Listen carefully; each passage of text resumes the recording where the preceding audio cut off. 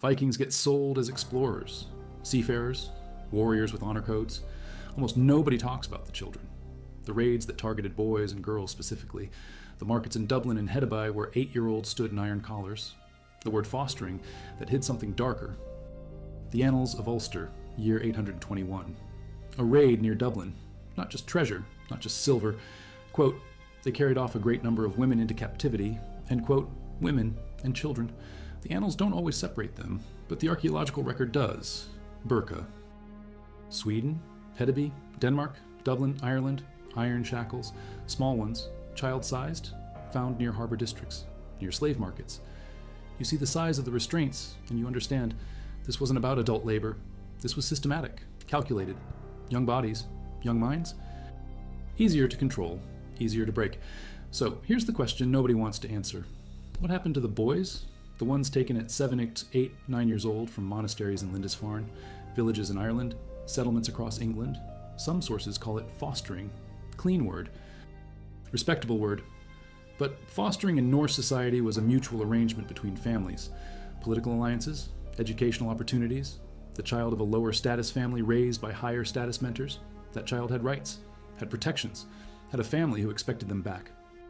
The captured boy from a burned monastery had none of that. Zero legal protection, no family to enforce his treatment, no alliance to honor, property. That's the word in Old Norse. Thrall, not foster child. Slave? If you value documented Viking history and archaeological evidence like this, subscribe. It's the best way to support our work. Also comment from which city you're hearing this from. This script is researched and factual, using sources from Anna Kjellström's skeletal analysis published through Stockholm University in 2016, showing child remains with signs of abuse, and Ben Raffield's comprehensive work on Viking slave trade infrastructure, published in the journal Slavery and Abolition in April 2019, documenting shackle finds and market locations. Now back to the information. The Annals of Ulster, year 821, Atar. Ireland. Vikings raid. They don't just take treasure. Quote, a great number of women into captivity. End quote. Women and children grouped together in the sources. Why? Because children, especially young boys, were valuable. Not for their labor alone, for their adaptability. A boy of 8 or 9 could be shaped. Could forget his language, could be trained to row ships, tend farms, work until his hands bled. The younger the better, easier to control, less likely to escape. Stockholm University archaeologist Anna Kjellström examined 10 graves across Norway. Sweden and Denmark where thralls were buried. Published in 2016, some of these remains were children, decapitated, no grave goods, signs of abuse that never healed, injuries from childhood, broken bones that set wrong, poor diet. Heavy on fish, while masters ate meat and dairy. Isotope analysis from Elise Naumann at the University of Oslo confirmed it, published in the same study. The bones tell the story. These weren't children who died quick deaths. They lived years in servitude. Some were local, born into slavery because their parents were thralls. Some showed different strontium levels, meaning they grew up elsewhere. Captured, transported, enslaved. The Annals of Fulda, year 882, Asselt, Germany. Viking camp. People came to trade. Quote, a Viking force at Asselt taking captive a number of people who had entered their camp in order to trade. End quote. Frankish chronicler Adrevald described shackled captives in huts inside Viking encampments, wooden structures, holding pens, children among them. The Life of Findan describes a man sold repeatedly from one raiding group to another. Children followed the same path, Dublin to Hedeby, Hedeby to Birka, Birka down the Volga to the Islamic Caliphate. Each transaction stripping away more of who they were. 845. Bishop Foranan captured during a raid on Clúin Camarda. Taken to Limerick, the Annals of Ulster recorded. Clerics had ransom value, but the children with them, no ransom, no return. Hedeby, Denmark, one of the largest Viking trading centers, Archbishop Rimbert of Bremen, died 888. Witnessed it firsthand. Quote, a large throng of captured Christians being hauled away. End quote. One was a woman singing psalms, a nun. The bishop bought her freedom with his horse. How many children did he see that day? How many did he not have horses enough to free? The sources don't say. Silence is its own evidence. Ben Raffield, Uppsala University, documented the infrastructure in 2019, iron collars found in urban centers, Birka, Hedeby, Dublin, not scattered in farmland where they'd restrain animals, concentrated near harbors, near market districts. The argument that these were for livestock doesn't hold. Wrong locations, wrong context. These were slave markets. The collars vary in size, some small enough for a 10-year-old neck. The Vikings knew what they were doing. They built an economy on it. Neil Price, Uppsala University, stated it clearly in 2020. Quote, "This was a slave economy." End quote. Slavery received almost no attention for 30 years in Viking scholarship. Now the archaeological tools reveal it.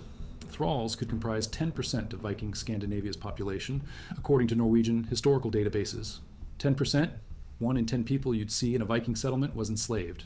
Many were children, born into it or captured into it. The Rigsthula, one of the Icelandic Edda poems, describes the social hierarchy.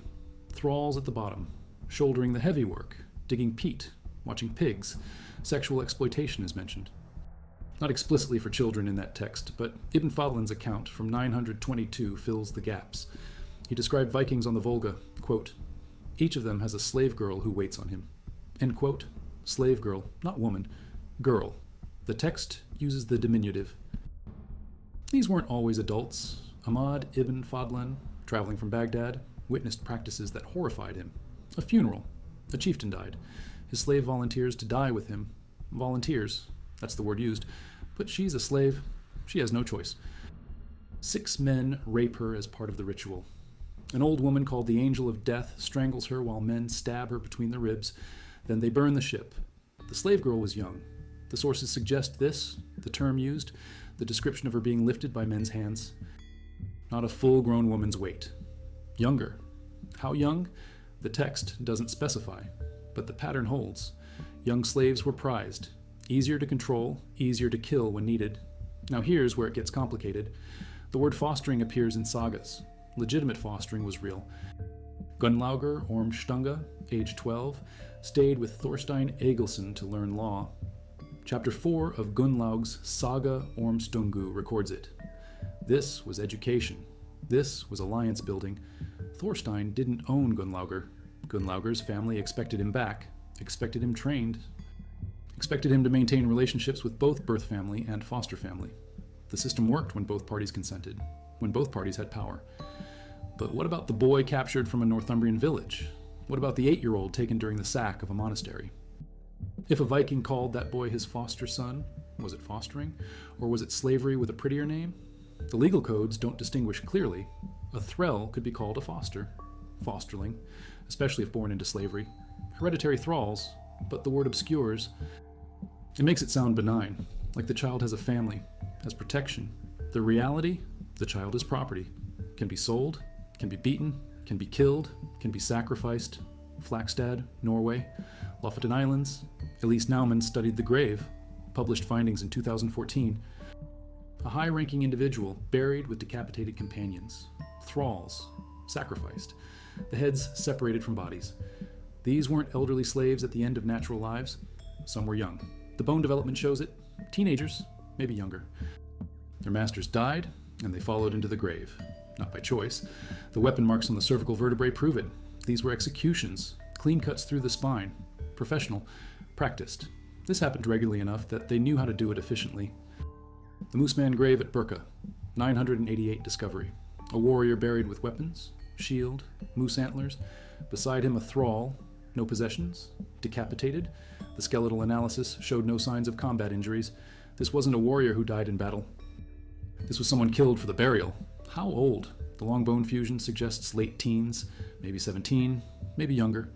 The isotope analysis showed local origin, born in the area, probably born into slavery, lived his whole short life as property, died as grave goods.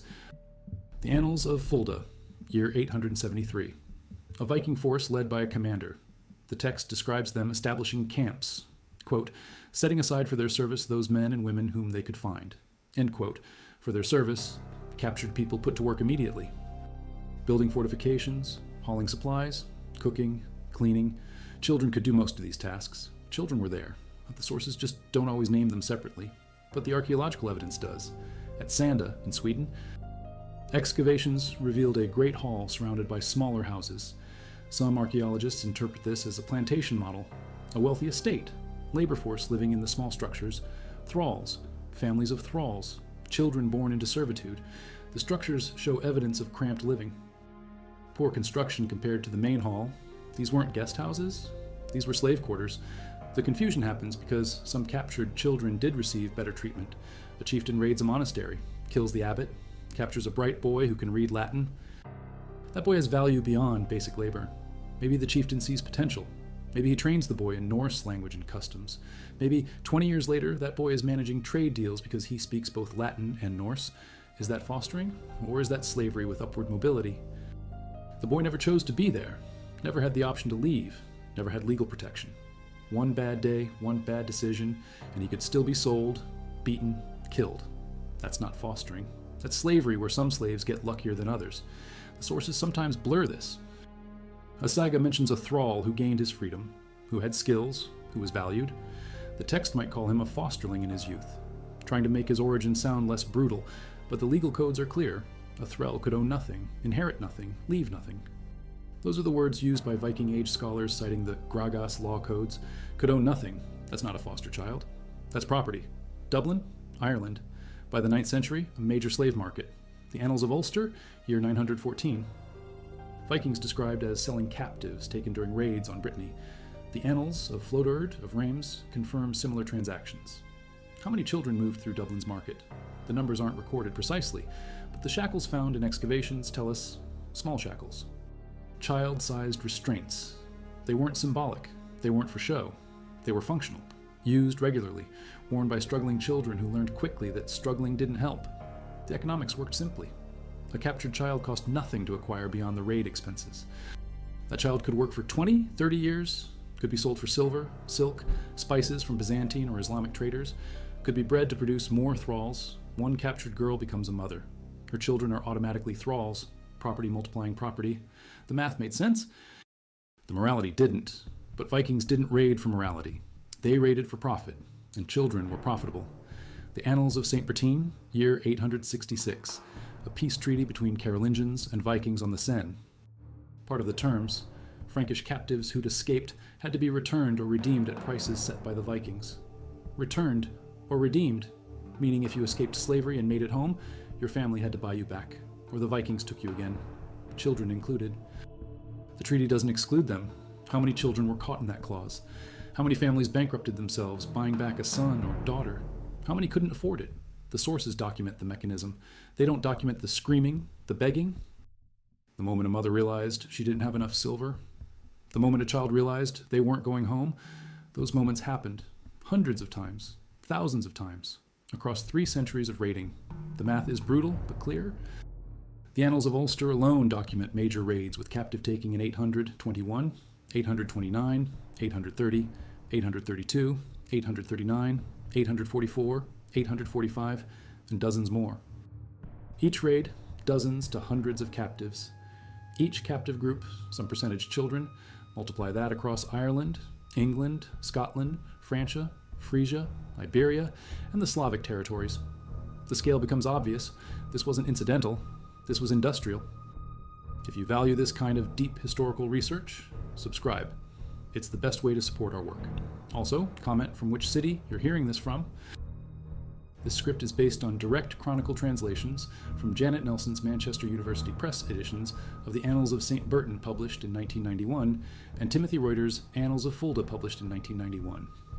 Alongside the detailed archaeological findings in Elise Naumann's isotope studies published in Archaeological and Anthropological Sciences in 2014. Now back to the story. The Volga trade route. Vikings called the Rus traveled east, down rivers into what's now Russia. They met Islamic traders. Ahmad ibn Fadlan documented it. The Rus traded slaves and furs for Arab silver dirhams and silk. These items show up in Burqa, Wallen, Dublin. The trade routes are confirmed. The goods moved. The primary commodity? Humans. The Life of Findan describes the protagonist sold repeatedly from one group to another immediately after capture. Children fit this pattern better than adults. Easier to transport, less likely to successfully resist or escape, less food required, more years of labor ahead, more years of value. The Volga route split into 2 directions. One south through the Caspian to the Samanid slave markets in Central Asia, then to the Abbasid Caliphate in the Middle East. One south through the Black Sea to the Byzantine Empire. Both roots trafficked heavily in Slavic peoples, so heavily that some etymologists argue the word slave derives from Slav. Whether that etymology is accurate or not, the scale of enslavement was massive. Children from Baltic territories, children from Rus settlements, children from Finnic tribes, all moving south in chains, by river, by caravan, sold in markets in Samarkand, Baghdad, Constantinople. Here's a specific case. The year 892, Prum Abbey, Germany, Vikings raid. Regino of Prum chronicles it. Most servants killed, but most monks captured. The servants had no ransom value. The monks did. The church would pay, the nobles would pay. So the monks lived and traveled in chains to Viking ships. The servants died where they stood, except the young ones. The chronicle says most killed, not all. The young servants, the ones who could still work, still learn, still be shaped, those probably went to the ships too, not as ransom opportunities, as merchandise. The chronicle doesn't specify, but the pattern holds across dozens of raids. Kill the old, kill the weak, take the young. Take the strong. Economics again, brutal but consistent. The Icelandic settlement, DNA studies published in multiple genetics journals between 2001 and 2008 show something stark. About 75% of male Icelandic settlers came from Norway. But over half the women came from the British Isles. Genetic studies of modern Icelanders confirm this. What does that mean? Viking men partnered with British women on a massive scale. Neil Price stated it clearly. Quote, "We must be talking about some degree of coercion," end quote. These weren't romance stories. These were captured women, many captured as girls, brought to Iceland, bred. Their children grew up Norse, spoke Norse, knew nothing of their mothers' origins. Were those children thralls? Legally, it depended. If the father acknowledged the child, that child could have rights, could inherit, could become free. If the father didn't acknowledge the child, that child was a thrall. Automatically, the mother's status transferred. Her slavery became the child's slavery, generation after generation. Some families in Iceland had hereditary thrall lineages going back to the settlement period. Children who never knew freedom because their great-great-grandmother was captured from Northumbria in 865. The sagas mention fostering constantly. Egil's Saga Skallagrimssonar, Laxdæla Saga, Gunnlaug's Saga Ormstungu. These describe noble families exchanging children, educational opportunities, political alliances. The children in these sagas have names, have personalities, have agency. They choose violence, they seek honor, they make decisions. Thrall children in the sagas, almost invisible. They appear as background, they appear as victims. Egil's Saga, chapter 40. Egil is 7 years old, playing Natliker, a ball and stick game. An older boy beats him, humiliates him. Egil goes home, grabs an axe, returns, kills the boy, splits his skull. The saga celebrates this bold behavior, 7 years old and already a killer, already understanding that personal slights must be answered with violence. That's free children. That's the expectation for boys who matter, thrall children. The saga mentions them exactly once in the whole text. Servants, background, disposable. That's the difference. Free children get sagas, thrall children get silenced. But here's where fostering language gets weaponized. A wealthy Viking captures a clever boy during a raid. Boy is 9 years old. His father was a minor noble. His village burned. His father dead. The Viking takes the boy home, doesn't put him in the slave quarters, doesn't put an iron collar on him, gives him a place in the household, teaches him. Maybe the boy shows talent. Maybe he's good with numbers, good with languages, good with weapons. Maybe 20 years later, that boy is managing the household's trade operations, is trusted, is valued. The Viking saga might call him a foster son. Makes the Viking look good, look honorable. Look like he saved a boy and gave him opportunity. But legally, the boy was a thrall, had no rights, could be sold tomorrow if the Viking changed his mind, could be killed tomorrow if he disobeyed. The fact that he wasn't doesn't change the fact that he could be. That's not fostering. That's slavery with good treatment. Those are not the same thing. The sources blur this intentionally sometimes. A later saga writer wants to make an ancestor look better. So the ancestor's captured slave becomes a foster son in the retelling. The violence gets softened. The lack of consent gets ignored. The power imbalance disappears. We're left with a story about a generous Viking who raised a foreign boy. That story is a lie. Or, at minimum, it's incomplete. The boy didn't choose to be there. Didn't choose to forget his birth family. Didn't choose to become Norse. He adapted because the alternative was death. That's not generosity, that's survival. and calling it fostering insults every child who was genuinely fostered in mutual, consensual arrangements between families. The legitimate fostered children had protections, had expectations, had families who would avenge them if they were harmed. Captured children had none of that. Zero. They had only what their owner chose to give them, and owners could change their minds, could turn cruel, could sell their favorite slaves if they needed silver. It happened constantly. The sources just don't document it because slaves weren't people, they were things. Things don't get their stories told. The year 875, Northumbria, the great heathen army, led by Halfdan Ragnarsson, splits up. One portion stays south. The other goes north. Halfdan shares out land south of the river Tees. The Anglo-Saxon Chronicle records it. Quote, his men plowed the land and supported themselves. End quote. Farming, settlement, permanent Viking presence. Who plowed that land? The Chronicle says his men. But Viking armies brought thralls, used them as laborers, rowers, porters, builders. When those men settled, they brought their thralls with them, brought their human property to work the new farms. Some of those thralls were English, captured during the raids. Some were children captured years earlier. Now teenagers, now adults, working land that used to be English, now Viking, plowing fields that might have been their own family's fields before the raids. The circle closes, the violence completes itself. A boy captured at 8. Enslaved for 10 years, now plowing fields in the place he was born, owned by the people who destroyed his world.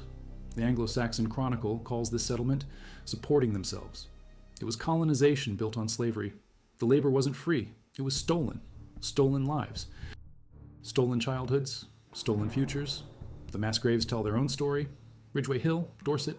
54 skeletons discovered in 2009. All male, all executed. Decapitation. Heads piled separately from bodies. Dating puts it around late 10th or early 11th century. These were Scandinavians. Isotope analysis confirms it. They weren't English. They were Vikings. Captured, executed en masse, revenge, punishment, war, whatever the reason, the English did to Vikings what Vikings had done across Europe for centuries. Mass execution, dumping in a pit. But notice the age range. Most are 16 to 25 years old, some younger, some possibly 14 or 15 based on bone development. Why does that matter? Because Vikings started training for raids, young. The Sagas say so. Olaf Tryggvason supposedly killed his first man at age 9. Olaf Haraldsson went on Viking at age 12. The historical records in Old Norse sources document this. These weren't aberrations. These were expectations for high-status families. But thrall children, they learned violence differently, learned it as recipients, learned to endure, learned that their pain didn't matter. St. John's College, Cambridge, another mass grave. Archaeologists found it during renovation work. 34 individuals, all young males, all showing signs of violent death, blunt force trauma, sharp force trauma, dismemberment. Dating puts it around late 9th or early 10th century. These were Vikings too, captured raiders, executed, buried in a pit without ceremony. The bone analysis shows malnutrition in some individuals, healed fractures, signs of hard labor. Not all were elite warriors. Some were probably thralls who'd been brought on the raid, used as rowers or porters, captured when the raid failed, executed alongside their masters. The English didn't distinguish. Viking was Viking, free or slave. You died the same. That's what happens when the power flips. When the raided become the raiders. The cycle of violence feeds itself. Viking children grew up watching thralls suffer. Grew up learning that some people don't matter. Grew up believing that strength and violence and ownership were the natural order. Then they grew up and took that belief on raids, and the cycle continued, generation after generation. Here's the specific mechanism. A Viking family needs labor. They participate in a raid. They come back with a 6-year-old girl from Ireland. She doesn't speak Norse. She's terrified. They put her to work in the household. By the time she's 12, she speaks Norse. She knows Norse customs. She's forgotten most of her Irish. By the time she's 15, she's been bred by someone in the household. Maybe a thrall, maybe the owner. It doesn't matter. She has a child. That child is automatically a thrall, born into it. That child grows up, has children. Those children are thralls. 3 generations removed from the original capture. 3 generations of people who never knew freedom, never had a choice, born into slavery because their great-grandmother was captured in a raid. That's how the system sustained itself. That's how 10% of the population could be thralls.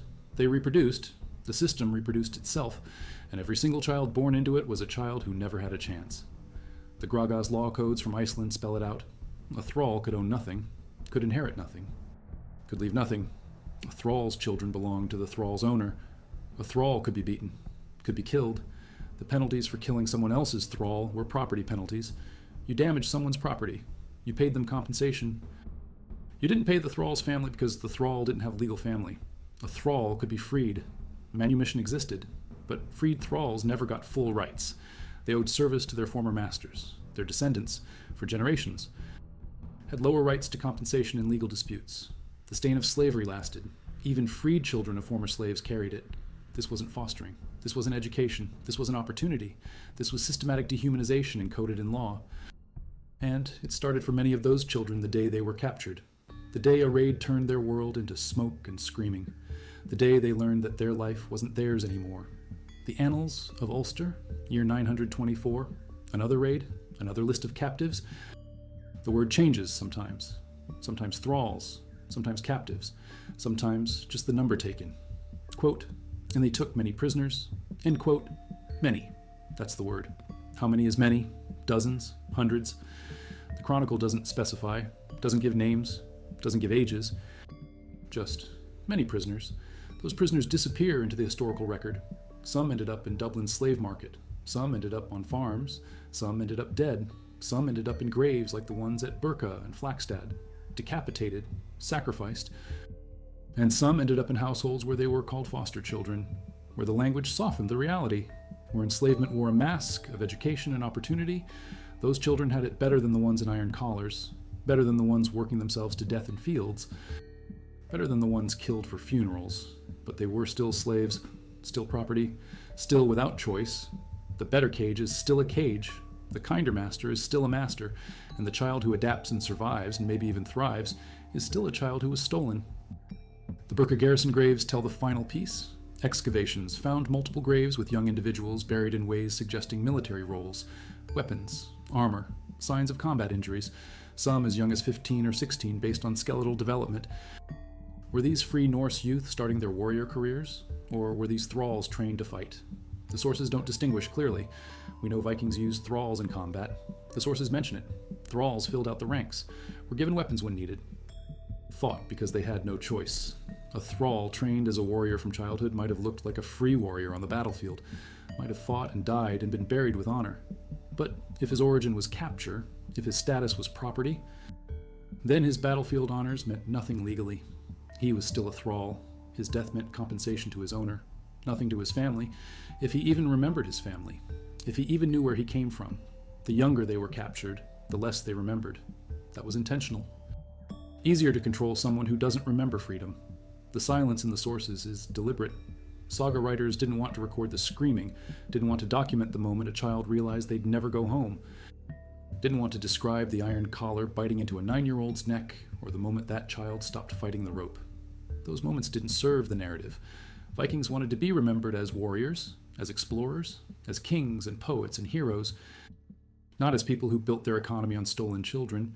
So the sources emphasized the raids, the battles, the settlements, the political alliances, the legitimate fostering arrangements that proved Vikings were civilized, had culture, had honor codes. The enslaved children became backdrop, became invisible, became the labor that made everything else possible but never got credited for it. That silence is violence, that erasure is evidence. When the sources don't mention something, when the chronicles skip over certain details, when the sagas focus on noble children and ignore thrall children, that's telling us something. It's telling us that thrall children didn't matter to the people writing the histories, didn't matter enough to name, didn't matter enough to count, didn't matter at all. But the archaeology doesn't lie. The bones tell the truth. The shackles tell the truth. The mass graves tell the truth. The isotopes tell the truth. The DNA tells the truth. Child-sized iron collars in Dublin, decapitated teenagers in Flagstad. Malnourished young remains at Birka showing signs of childhood trauma and heavy labor. British DNA in Icelandic women's lineages. All of it adds up. All of it points to the same conclusion. Viking society ran on slavery. Thralls comprised up to 10% of the population. Many were children, captured young, worked hard, died young. Some got lucky, got better treatment, got called foster children instead of thralls, got to live in the main house instead of the slave quarters. But luck doesn't change the fundamental reality. Those children were property. Owned, controlled, exploited, and the language that called them foster children was a lie. a comfortable lie that made the owners feel better, made the society look more civilized, made later historians able to write about Vikings without addressing the horror. But the lie doesn't change the truth, and the truth is simple. Vikings took children, enslaved them, worked them, bred them, killed them when convenient, and called it fostering when they wanted to look good. The scale is what matters. This wasn't rare, wasn't exceptional, wasn't isolated incidents. This was systematic, industrial, core to the economy. The sources document slave markets in Dublin, Hedeby, Burka, Kaupang. The sources document trade routes moving slaves from Ireland to Iceland, from England to Scandinavia, from the Baltic to Byzantium, from Rus territories to the Islamic world. The sources document hundreds of raids over 3 centuries, taking thousands of captives. The math doesn't lie. If even 20% of those captives were children, we're talking thousands of children. If even half of those children survived the first year, we're still talking thousands of children living in slavery, thousands of childhoods stolen, thousands of lives reduced to property, and the sources call it fostering when it suits them, call it adoption when it sounds better, call it anything except what it was. Slavery, child slavery, on a massive scale. For 300 years. Here's the final piece. Rimbert of Bremen died 888. He bought a slave's freedom in Hedeby, one person, one transaction, one horse traded for one human life.